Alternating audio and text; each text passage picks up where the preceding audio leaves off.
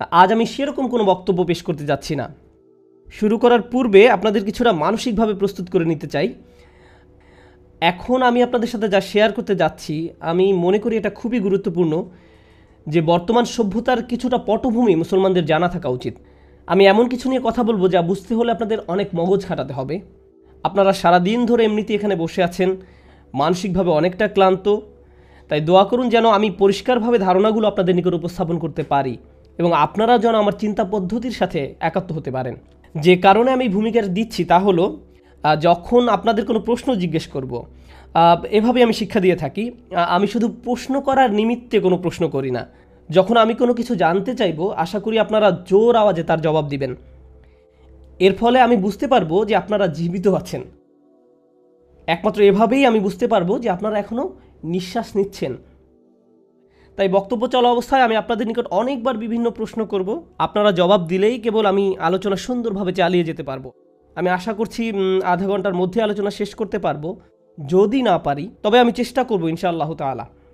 আজ আমরা ইসলামের ইতিহাস নিয়ে আলোচনা শুনেছি, আমরা রসুল সাল্লাল্লাহু আলাইহি সাল্লামের সিরাহ নিয়ে আলোচনা শুনেছি, কিন্তু আমি আলোচনা শুরু করতে চাই ইউরোপের ইতিহাস নিয়ে। ইনশাআল্লাহ ইউরোপের কিছু ইতিহাস নিয়ে আমাদের সময়ের সমস্যাগুলো উপলব্ধি করার জন্য এই প্রেক্ষাপটটা জানা খুব জরুরি। আমি আপনাদের সেই সময় ইউরোপে নিয়ে যাচ্ছি যখন চার্চের কর্তৃত্বের বিরুদ্ধে একটা বিদ্রোহ দেখা দিয়েছিল। আপনারা যদি এটা না জেনে থাকেন, তার সারমর্ম হলো তখনকার ইউরোপ ছিল একটি ধর্মীয় সমাজ, আর সমাজের উপর চার্চের ছিল ব্যাপক কর্তৃত্ব। সে সময়ের চার্চ নিষ্ঠুর নিপীড়নমূলক নীতি গ্রহণ করেছিল।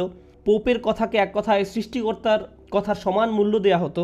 কেউ পোপের কথার সাথে দ্বিমত পোষণ করলে তাকে আমাদের ভাষায় মুরতাদ ঘোষণা করা হতো, ধর্ম থেকে তাকে বের করে দেয়া হতো এবং হত্যা করা হতো। তাদের মতে চার্চের সাথে দ্বিমত পোষণের একমাত্র ক্ষতিপূরণ রক্তের মাধ্যমে দিতে হবে। তাকে প্রথমে নির্যাতন করা হতো, তারপর হত্যা করা হতো। তারা মনে করত তার আত্মাকে রক্ষা করার এটাই একমাত্র উপায়। ইউরোপ এই ধরনের ধর্মীয় মতবাদ দ্বারা দীর্ঘকাল শাসিত হয়েছে। এর ফলে দুইটি মতবাদ মাথাচাড়া দিয়ে ওঠে। তখন উভয়টা প্রায় একই সময় আত্মপ্রকাশ করে। তার মধ্যে একটা হলো প্রোটেস্ট্যান্ট রিফরমেশন। চার্চের মতে সাধারণ মানুষের বাইবেল পড়ার কোনো অধিকার নেই। তারা নিজে নিজে বাইবেল পড়তে পারবে না। চার্চের অথরিটি বা পোপের নিয়োগকৃতরাই কেবল বাইবেল পড়তে পারবে এবং এর ব্যাখ্যাও তারাই করবে। তাদের ব্যাখ্যার বিপরীতে কোনো ভিন্ন মত পোষণ করা যাবে না। কিন্তু প্রোটেস্ট্যান্ট আন্দোলন এসে ঘোষণা দিল, না, প্রত্যেক খ্রিস্টানের বাইবেল পড়ার অধিকার থাকতে হবে। নিজেদের জন্য পড়বে, নিজেরা নিজেদের জন্য এর থেকে অর্থ খুঁজে নেবে, এর জন্য আমাদের চার্চের দরকার নেই। এভাবে চার্চের কর্তৃত্বের বিরুদ্ধে আন্দোলন শুরু হলো। সংক্ষেপে এটাই প্রোটেস্ট্যান্ট মুভমেন্ট। এই ব্যাখ্যাকে বলা যেতে পারে ক্লাস 7-8-এর ছাত্রছাত্রীদের উপযোগী ব্যাখ্যা। সে সময় আরেকটা মুভমেন্টের আত্মপ্রকাশ ঘটে। এই আন্দোলনটি ছিল আরও বেশি শক্তিশালী, আর দুইটি আন্দোলন পরস্পর সম্পর্কযুক্ত। তো দ্বিতীয় আন্দোলনকারীরা বলতে লাগলো, চার্চ এতদিন ধরে যে মতবাদ প্রচার করে আসছে, বৈজ্ঞানিক দৃষ্টিতে তা যৌক্তিক নয়। চার্চের এই মানুষগুলো দর্শনের বই পড়েছে, বিজ্ঞানের বই পড়েছে, যা কিছু তাদের মতবাদের সাথে মিল রাখে না। যেমন বাইবেলের মতে পৃথিবী হলো মহাবিশ্বের কেন্দ্র। কিভাবে আমরা এটা মেনে নিব যেখানে বৈজ্ঞানিক আবিষ্কার এই মতের সাথে সাংঘর্ষিক? আমরা এই বিশ্বাস মেনে নিতে পারি না। এর ফলে চার্চ বৈজ্ঞানিক অনুসন্ধানকে কুফর বা ধর্মদ্রোহিতা হিসাবে ঘোষণা করলো এবং এজন্য তারা লাইব্রেরির পর লাইব্রেরি পুড়িয়ে ফেললো, বৈজ্ঞানিকদের হত্যা করেছিল, দার্শনিকদের মেরে ফেলেছিল, যে বিষয়গুলো মূলত ফরাসি বিপ্লবের একটা প্রেরণা জুগিয়েছিল। খ্রিস্টান মতবাদের দুইটা দিক, প্রথমত এটা নিপীড়নমূলক, দ্বিতীয়ত এটা অযৌক্তিক। এভাবে দুই দিক থেকে চার্চ বিদ্রোহের শিকার হয়, ধর্মীয় দিক থেকে প্রোটেস্ট্যান্ট মুভমেন্ট দ্বারা এবং বৈজ্ঞানিক দিক থেকে সেকুলার আন্দোলন দ্বারা, যা চার্চের কর্তৃত্বকে একেবারে দুরূহিত করে দেয়। তো এখন ইউরোপ জুড়ে এই বৈপ্লবিক আন্দোলন চলছিল, আর এই আন্দোলন ছিল পৃথিবীর ইতিহাসে অন্যতম রক্তক্ষয়ী এক আন্দোলন। যখন এই বিপ্লব ঘটে গেল, হঠাৎ করেই পুরো ইউরোপ একটি মুক্ত চিন্তার সমাজে পরিণত হলো। তারা নতুন করে আবিষ্কার করতে লাগলো কোন কোন বিশ্বাস তাদের ধরে রাখা উচিত আর কোন কোন ধারণা চিন্তা সমাজের কেন্দ্রে থাকা উচিত। এটা নবচিন্তা চেতনার একটা মুক্ত বাজারে পরিণত হলো। এই সময় কয়েকটি দর্শনের আত্মপ্রকাশ ঘটে।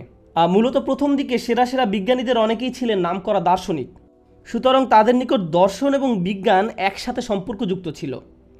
আর ধারণা চিন্তার এই মুক্ত বাজারে শুধু একটি নয়, অনেকগুলো দর্শন একে অন্যের সাথে সংঘর্ষে লিপ্ত হলো। কিন্তু আমি চাই আপনারা এই বিষয়টা মনোযোগ দিয়ে শুনবেন। কিন্তু একটা কমন চিন্তা অন্য সবার চিন্তার উপরে প্রভাব বিস্তার করছিল। যদিও এই চিন্তার ছোটোখাটো ভিন্ন পাঠও রয়েছে, তবু বলা চলে একটি চিন্তা শেষ পর্যন্ত বর্তমান থেকে যায়। আর এটি শুধু ইউরোপে সীমাবদ্ধ থাকেনি, এই চিন্তাটি সারা দুনিয়ায় ছড়িয়ে পড়ে। আজ আমরা যে বিশ্বে বসবাস করছি তা আসলে সেই মতবাদ বা সেই ধারণাগুলোর প্রতিক্রিয়ার ফল। তাই আমি প্রথমে সেই ধারণাগুলো সংক্ষেপে ব্যাখ্যা করতে চাই, তারপর সূরাতুল কিয়ামা থেকে কিছু বিষয় উপস্থাপন করব, সূরা কিয়ামার প্রথম দিকের কয়েকটি আয়াত।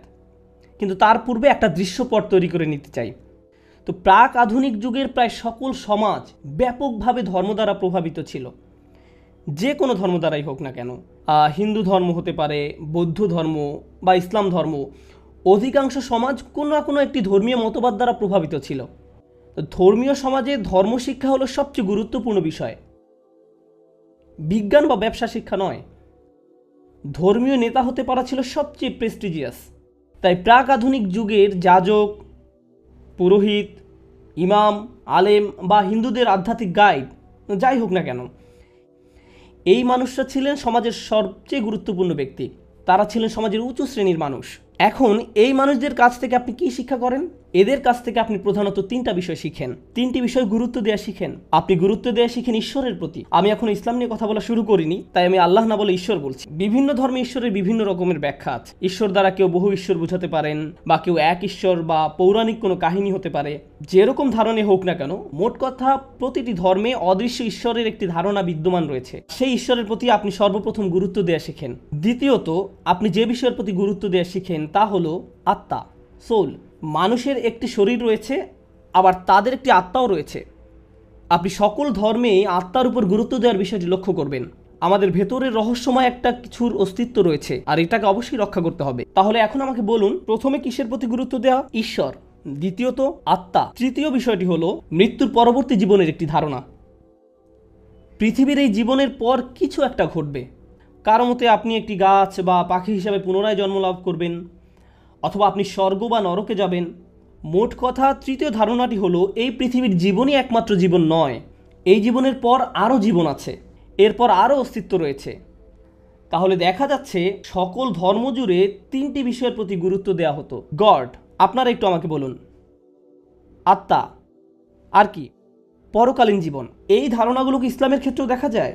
প্রকৃতপক্ষে ইসলামেও এই তিনটি ধারণা বিদ্যমান, একটা নির্দিষ্ট রূপে আমরা বিশ্বাস করি। তো ইউরোপে যখন এই বিপ্লব ঘটে গেল, তারা বলতে লাগলো আমরা বহুদিন ধরে ঈশ্বরের উপর গুরুত্ব আরোপ করে আসছি, আত্মার উপর গুরুত্ব আরোপ করে আসছি, মৃত্যুর পরবর্তী জীবনের উপর গুরুত্ব আরোপ করে আসছি, কিন্তু আমাদের এই দুনিয়াবী জীবনটা তো ভীষণ অপ্রীতিকর। চার্চ দেখো কি করেছে। আমরা সবসময় গড নিয়ে চিন্তা ভাবনা করে আসছি, আমরা ভুল বিষয়ের উপর এতদিন গুরুত্ব দিয়ে আসছিলাম। আমাদের বরং এই মহাবিশ্ব নিয়ে চিন্তা করা উচিত, ঈশ্বর নিয়ে নয়। বরং এই বস্তুবাদী বিশ্বের প্রতি আমাদের গুরুত্ব দেওয়া উচিত। এখন কেউ যদি আল্লাহ বা গড নিয়ে চিন্তা ভাবনা না করে, তাহলে সে কী নিয়ে চিন্তা ভাবনা করবে? বস্তুগত দুনিয়া। তারা বলতে লাগলো আমাদের সকল শক্তি সামর্থ্য এই বাস্তব দুনিয়া উপলব্ধি করার কাজে ব্যয় করা উচিত। এই পৃথিবীকে বোঝার জন্য সামান্য যা চেষ্টা করেছি, তার ফলে আমরা অনেক উপকার লাভ করেছি। আপনি যখন বস্তুগত দুনিয়া বোঝার চেষ্টা করেন, যা মূলত বিজ্ঞান, আপনি নিত্য নতুন বিষয় আবিষ্কার করতে শুরু করেন। আর আবিষ্কার কি করে? আবিষ্কার দুনিয়াকে আরও উন্নত করে তোলে। নতুন নতুন জিনিস উদ্ভাবিত হতে শুরু করে, বিভিন্ন উপকারী যন্ত্রপাতি আবিষ্কৃত হতে শুরু করে। যদি আপনি বস্তুগত দুনিয়া অধ্যয়ন না করেন, আপনার পক্ষে এই আবিষ্কার করা সম্ভব নয়। তো তারা বলতে লাগলো দেখো যারা গড নিয়ে অধ্যয়ন করে তারা কি আবিষ্কার করেছে, আর বিপরীতে যারা এই জগৎ নিয়ে অধ্যয়ন করে দেখো তারা অবাক করা কত কি আবিষ্কার করে ফেলেছে। স্থাপত্য শিল্পে আমাদের অগ্রগতি দেখো। তাই আমাদের সকল শক্তি সামর্থ্য ঈশ্বর বোঝার জন্য ব্যয় না করে এই বস্তুগত দুনিয়া বোঝার কাজে ব্যয় করা উচিত। দ্বিতীয় কোন বিষয়ের প্রতি গুরুত্ব দেওয়া হতো? আপনাদেরকে আবার জিজ্ঞেস করছি, আত্মার প্রতি। তারা বলতে লাগলো আত্মা আবার কি? কেউ কি কখনো এটা দেখেছে? কেউ কি জানে এর অবস্থান কোথায়? আমরা আত্মা নিয়ে চিন্তিত, কিন্তু পৃথিবীতে কত রকমের রোগ বালাই রয়েছে সেই ব্যাপারটা কে দেখবে? তাই আত্মার অধ্যয়নের উপর গুরুত্বারোপ না করে আমাদের উচিত শরীরবিদ্যা অধ্যয়নের উপর গুরুত্বারোপ করা। আপনারা গত কয়েক শতাব্দীর দিকে তাকিয়ে দেখুন, গত কয়েক শতকে কি মানুষের শরীর নিয়ে ইতিহাসে সর্বাধিক পরিমাণে গবেষণা করা হয়নি? অবশ্যই হয়েছে। বস্তুগত জগৎ তথা এই পৃথিবী এবং পৃথিবী ছাড়িয়ে আরও যা কিছু আছে তা নিয়ে কি মানব ইতিহাসের সর্বাধিক পরিমাণে গবেষণা চালানো হয়নি?